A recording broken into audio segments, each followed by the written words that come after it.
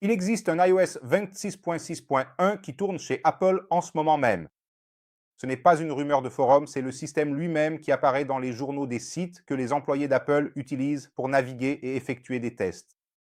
Et ce n'est pas tout. Avant-hier, Apple a déjà lancé cette même version pour macOS avec une véritable correction de sécurité. En d'autres termes, celle pour iPhone arrive juste après et l'un des éléments qu'elle pourrait corriger concerne directement votre vie privée. Laissez-moi vous montrer ce qui change et pourquoi, peut-être, vous ne devriez pas vous précipiter pour faire la mise à jour immédiatement. Passons aux faits en distinguant ce qui est confirmé de ce qui n'est que pure spéculation. C'est confirmé, point final. Avant-hier, Apple a publié macOS 26.6.1. Deux correctifs supplémentaires pour les Mac plus anciens, tous destinés à corriger une faille de sécurité dans le partage d'écran. C'est déjà indiqué sur le site d'Apple, ce n'est pas une rumeur, vous pouvez vérifier par vous-même. Maintenant, la norme chez Apple est claire. Lorsqu'ils corrigent une telle faille sur Mac, la même correction est généralement appliquée à l'iPhone, à l'iPad, à WatchOS, bref, à tous les appareils.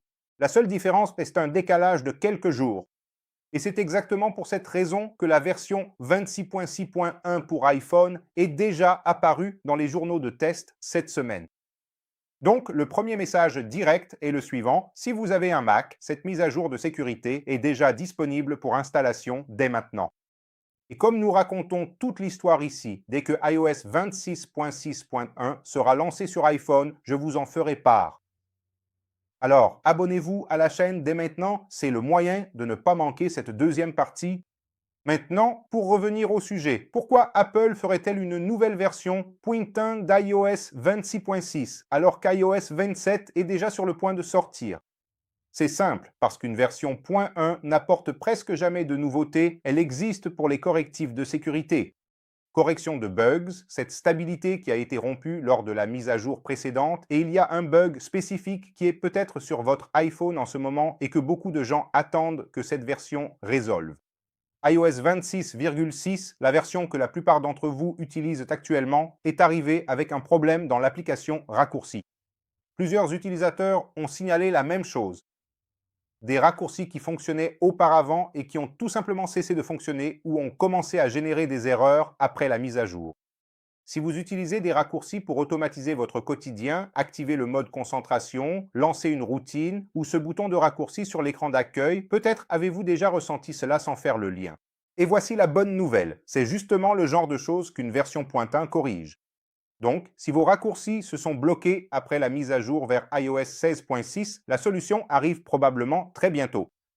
Mais ce n'est même pas la raison la plus importante pour laquelle vous devriez surveiller cette mise à jour. Il existe une fonctionnalité Apple appelée Relais privé qui fait partie de l'abonnement iCloud payant. Sa promesse est simple, masquez votre adresse IP lorsque vous utilisez Safari afin que les sites web ne puissent pas voir d'où vous vous connectez réellement. Vous payez pour cela précisément pour avoir de la confidentialité. Et quel est le problème? Des chercheurs en sécurité ont montré que, dans certaines situations, cette fonctionnalité laisse fuiter votre véritable adresse IP même lorsqu'elle est activée. En d'autres termes, ce qui est censé vous cacher vous expose. C'est comme payer pour avoir un rideau et découvrir qu'il devient transparent quand quelqu'un allume la lumière. Et c'est là que la situation change.